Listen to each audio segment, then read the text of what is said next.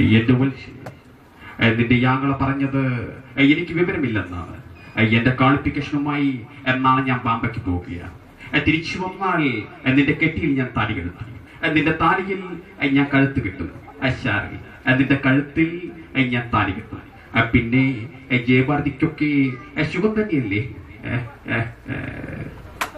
Thank you. അടുത്ത നമ്മുടെ ഈ അടുത്ത കാലത്ത് ഒട്ടനവധി സിനിമകളിൽ വില്ലൻ വേഷം ചെയ്തുകൊണ്ടിരിക്കുന്ന ലാലിനെ നിങ്ങൾക്ക് എല്ലാവർക്കും അറിയാം. മിമിക്രിയിലൂടെ മലയാളം സിനിമയിലെത്തിയ സിദ്ദിഖ് ലാലിലെ ആ ലാലാണ്. ആ ലാലിന്റെ ശബ്ദം ഒന്നനുകരിക്കുകയാണ്. തെയ്യത്തെ പെങ്ങളെ പറഞ്ഞ് വിശ്വസിപ്പിച്ചില്ലേ? സംസാരിക്കില്ലാന്ന്, വായ തുറന്നൊരു അക്ഷരം പെട്ടില്ലാന്ന്. ആ നെയ്യിന് സംസാരിക്കില്ല. ഇനി നെയ്യ് അവളും ചേർന്നെ കുരങ്ങളിപ്പിച്ചെങ്കിൽ എനിക്ക് അങ്ങനെ ഒരു പെങ്ങളില്ല. നീ ഒടുക്കത്തെ ക്ലാമറാണ് പന്നി.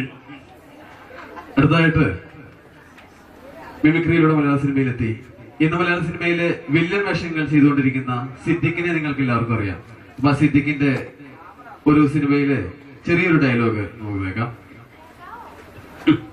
ജാനകി, നിന്റെ കോളേജ് ലൈഫിൽ അല്ലെങ്കിൽ അതിന് ശേഷം നിനക്ക് തോന്നിയ ഹീറോയിസം കാർത്തികേയൻ നിന്നെ അവൻ കിഡ്നാപ്പ് ചെയ്തു. എന്നിട്ട് ഏതോ തമിഴ് കോളനി കൊണ്ട് പാർപ്പിച്ചു. ഞാൻ പോലും അറിയാതെ നിന്റെ അച്ഛൻ നിനക്ക് വേണ്ടി അവനുമായി വിലപേശി. നിങ്ങളൊന്നും ഉദ്ദേശിക്കുന്ന പോലെ വെറും ഒരു പന്ന പോലീസുകാരനല്ല ഞാൻ. അടുത്തതായിട്ട് നമ്മുടെ എല്ലാം ഈ നാട്ടുകാരൻ തന്നെയാണ്, ആലുവയുടെ സ്വന്തം ദിലീപ്.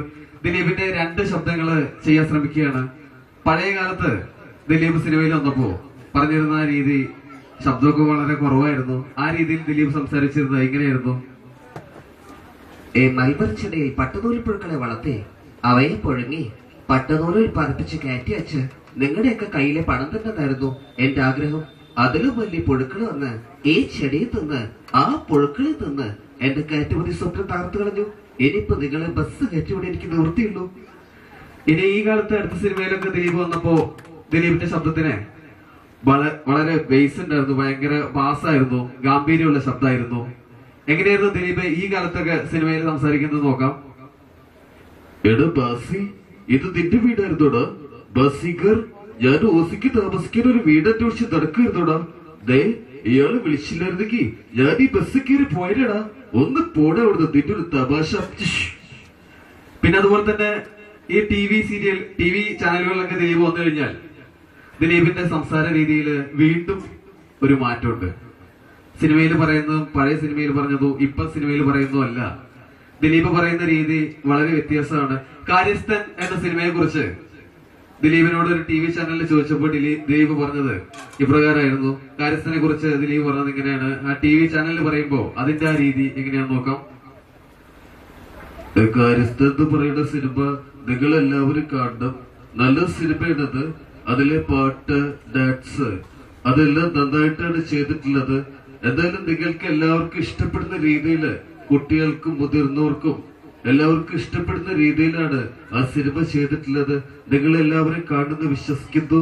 നന്ദി, നമസ്കാരം. അതുപോലെ ഇനി അധികമൊന്നും ചെയ്യുന്നില്ല. ഇവിടെ പാട്ട് പാടാൻ ഒരുപാട് ആളുകൾ റെഡി ആയിട്ട് നിൽക്കുന്നുണ്ട്. മലയാള സിനിമയിലെ 2-3 നടികളുടെ ശബ്ദം ഞാൻ ചെയ്യാം. നമുക്കെല്ലാം പ്രിയങ്കരിയായ എന്റെ നാട്ടുകാരി തന്നെയാണ്, ഒറ്റപ്പാലത്തുകാരി, നമ്മുടെ എല്ലാം പ്രിയങ്കരി. മലയാള സ്ക്രീൻ നിറഞ്ഞു നിൽക്കുന്ന ഒരു താരമുണ്ട് മലയാള സിനിമയിലെ സ്ലിം ബ്യൂട്ടി എന്നറിയപ്പെടുന്ന ബിന്ദു പണിക്കർ. ആ ബിന്ദു പണിക്കരുടെ ശബ്ദം വന്നാലിരിക്കുകയാണ്.